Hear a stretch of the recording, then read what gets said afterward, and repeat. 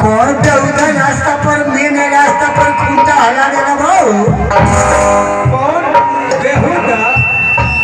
कौन बेहुदा रास्ता में खूंटा हला देना? कैसे बोला तारा हो? के ने हाँ तोहर पीछे से। हमारा पीछे बोला तारा? हाँ हमारा आगे आके बोलो बा। आगे चल भाई तोरे आगे आगे। राम राम भाई। ए भाई हाँ भाई ये बताओ कि ये रास्ता पर कौन बेहुदा खूंटा हला देना भाऊ? ये प्रधान जी के टोला है समझना तू। और वो सुरेश पांडे प्रधान जी के टोला है। कहा तेरा कौन बेहुदा खूंटा हला दरबा आनर हमें कारे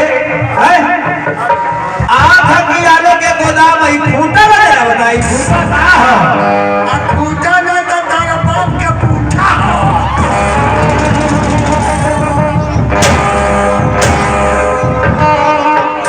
का कहले हो कि हमरे बाप के पुट्ठा है बोले के लोग नहीं खे। भाई खूंटा ना हो। ये खूंटा ना है जानते कौन चीज हो? अगर तोरा नहीं है मालूम ना हमरा से पूछ ले। ए भाई बा ई है स्टेन। स्टैंड हो। हाँ ये स्टेन है। आ खाली पैसेंजर लोग बता लो टैक्सी बस के पते नहीं खे।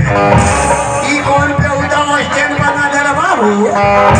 हमरा तो बुझाता कि तोरा जैसन समझदार या गधा आ तोरा जैसन बेहुदा आदमी आज तकले हम ना देखेंगे समझ ले। ई टैक्सी बस के स्टैंड लगता। ई टैक्सी बस के स्टैंड ना हो। कौन स्टैंड हो? ई माई के स्टैंड हो। ये तार माई स्टैंड हो। अरे का कहले हो इस साला उल्टे बोली। ये हमारे माई का स्टैंड है रे। माई स्टैंड हो। हमरा कहे के मतलब ई बा कि जानते कौन चीज है एकरा नाम नहीं के मालूम नानू तो हमारा से पूछ लिया कर